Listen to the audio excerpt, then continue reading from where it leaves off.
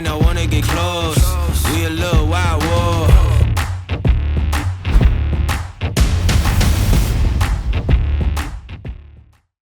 What is going on, folks? I hope you guys are doing great. That was a bunch of footage. I have no idea why I'm pointing that way. Footage isn't over there.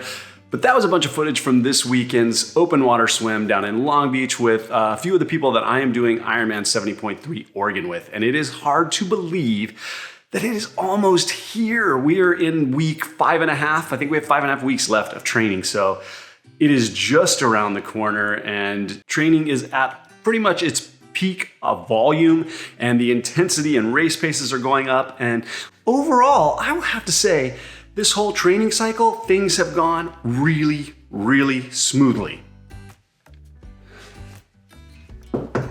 Not real wood, but just in case. I'm not really superstitious, but things have gone super smoothly. And this week I hit a little bit of a hiccup where about 5 days ago I had a meal, and after that I have been struggling with lots of, I'll say, stomach pain or intestine pain. And just every time I eat, my intestines, my stomach just hurts. And I have had a history of kidney stones. And each time that I have one and I end up in the doctor's office or the hospital, they do an x-ray and they tell me that I have the chance of getting, hopefully I say this right, diverticulitis. And basically there are pockets in the large intestines which things can get caught in, and that can get infected or cause discomfort. So I'm not sure what that is, but I think I am at the tail end of it finally. It has been kind of a rough week, but training has continued and a lot more liquid, a lot less solids, but overall I am starting to feel better. And if that's the only hiccup I have, thank you. There has been a lot going on this week. I've got my tri-suit showed up from Synergy and it is awesome. If you're on Instagram, you probably saw that I posted it, but it came out amazing. The colors, the neon, the blue, the logos, all of it look awesome. And I am super happy and I can't wait to be out there representing them, representing Endureus, and just racing. You are not gonna miss me on the race course. I guarantee you that, because I am bright. And my shoes also match. Last year, I have been running in the Saucony Triumph and I've loved the shoe. It's a little heavy, the 18. I actually just got a pair of the 19s and they feel a lot lighter, and I've just enjoyed the shoe. I've had nothing negative to say about it. But for the race, I am going with a race shoe from Saucony, and I am going with the Endorphin Pro Plus. And I mean, look at this color scheme. It is right up my alley. It is blue and green, and guess what? So is my tri-suit. So I have got the tri-suit from Synergy. The shoes match. Man, what more could I ask for? I gotta figure out socks. So just a quick thank you to Synergy and for all they do for me. They are amazing. The tri-suit is awesome. I love it. The other thing that showed up, which I have been looking for, an Aero Helmet. I have been stalking the Rudy Project site, looking at the wing. You cannot get the wing. It is not in stock. It has not been in stock for 6 months or so. They're saying maybe June, but I had the opportunity, because of a friend, to get this Smith brand new Aero Helmet, and I am pumped. The fit of it is amazing. The lenses pop on magnetically. It is super comfortable, so I can't wait to get out and test this with a ride. This helmet is called the Jetstream TT from Smith, and I'll tell you, it is comfortable. It fits my head great. I went with a small because I want it to fit as snug as possible. This thing is really comfortable. Look at that. I like that there is actually plenty of room here because a lot of times I sweat and I want to reach up and kind of just wipe my eyes. And I had an experience with the Oakley helmet where it was so snug, when I reached up, I actually knocked the lens off and lost it in a race, scratched the lens all up. So I am really happy that there's a little bit more room here so I can reach up. Really pumped to get to use this helmet. So thank you, Larry, for helping me out with a helmet. I really appreciate it. But this week in my video, I wanted to talk more about my run and kind of how I've progressed over the years with my run. And one of the things I haven't talked much about was my Vo2 Max Test. Since doing the video, one of the reasons I wanted to go there, or the main reason, I really wasn't concerned with what my Vo2 Max was. It was 58, which is great for my age, 45. That is actually above the top rating. It's kind of off the chart, which is awesome. It's good information to know. It doesn't really change anything for me. What was important out of that test was me finding out what my VT1 measurement was, or what that number was. And that's essentially the end of zone 2.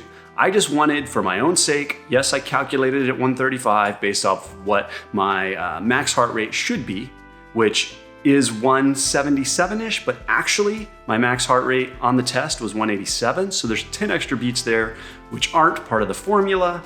Again, these formulas are based off of a large number of people. They're an estimation, and that would have been 135. But what I found out was my VT1, where I started to experience lactic acid, not that it was building up and not able to flush, but when I started experiencing or building lactic acid, was at 149, 150 heart rate. So when I got to that point, started to see lactic acid.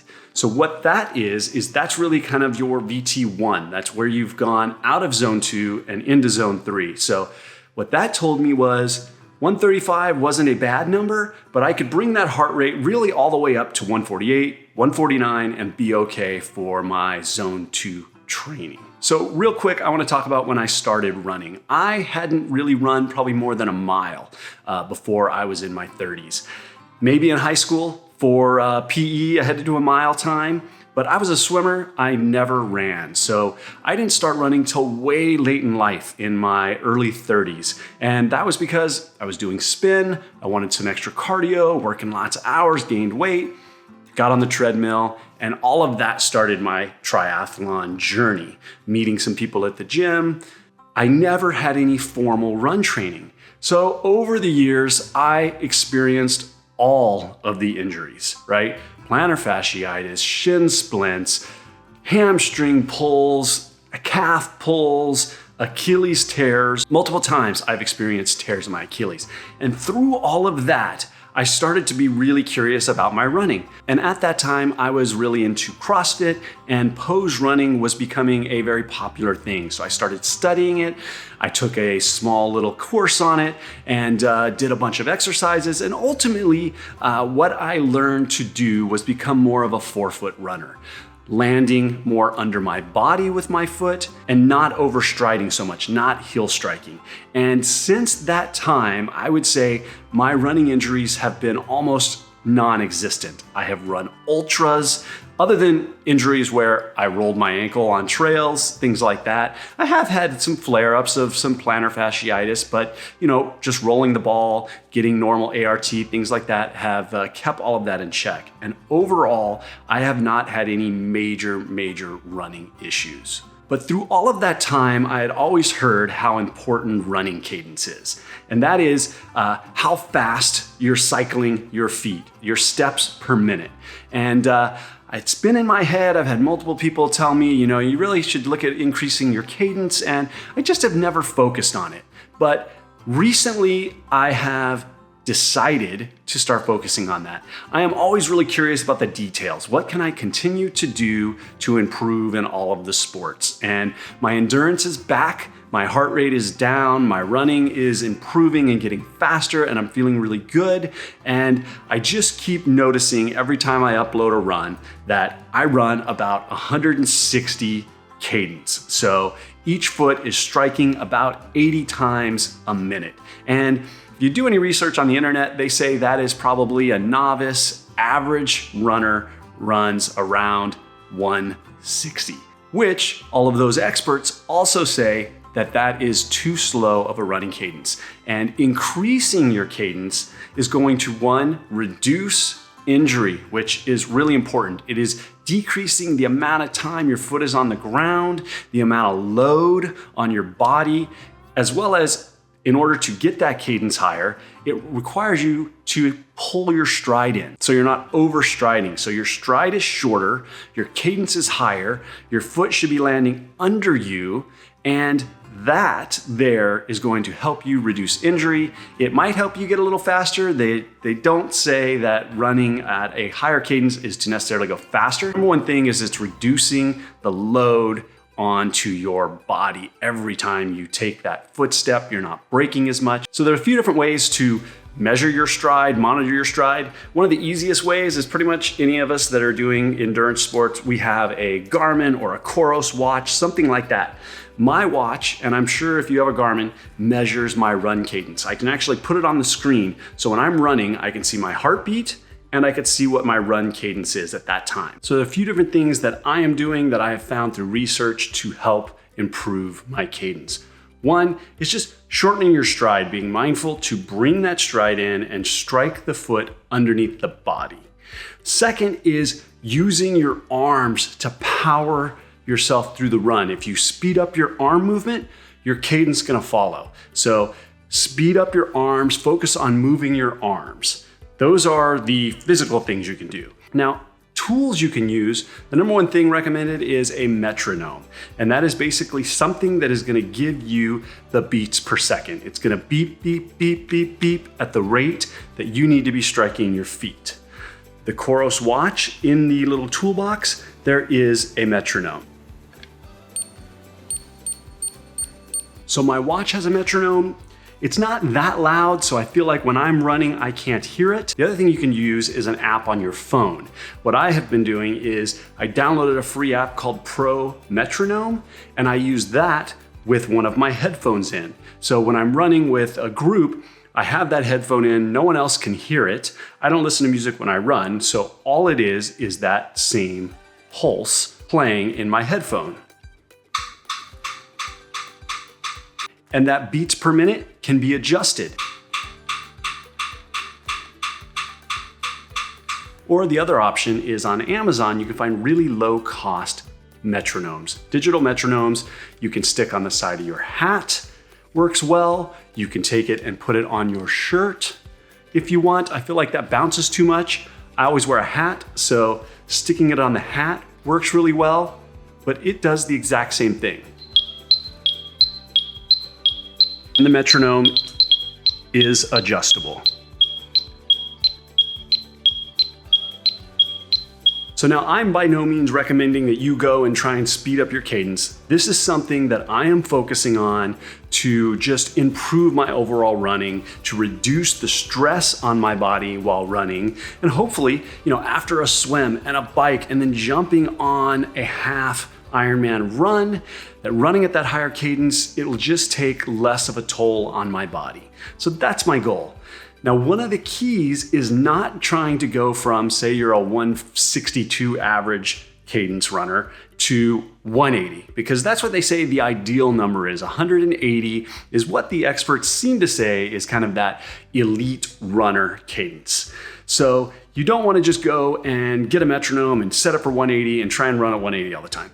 What you want to do is gradually increase your cadence over time in short spurts. So 10%, if you're 160, you go 10%. So for me, I have worked up to about 172, and I can pretty much hold 170 to 172 in my runs without needing the metronome. I still focus on it. I'm very aware of trying to keep my pace or my cadence moving quickly and my stride short. But that's kind of where I have built to and where I'm comfortable. And I'm not gonna try and increase that any higher before my race in a few weeks, but as time goes on, I am going to continue to try and push that a little bit. So when I first started, I had a normal, say, hour easy zone to run. I would build in some 5 or 10 minute segments where I would specifically focus on running at 170. Not just say, I'm gonna run at 170 the entire hour run. I would run at my normal pace, not think about it, and then turn the metronome on for 10 minutes, 5 to 10 minutes, and run at 170. Then turn it off and run the rest of the run. And gradually, I've increased that over time. So I'm increasing the amount of time I run at that higher cadence, but I'm not trying to increase the cadence any higher at this time. I am just trying to build. So now running a run at 170, 172 is becoming a lot more natural for me.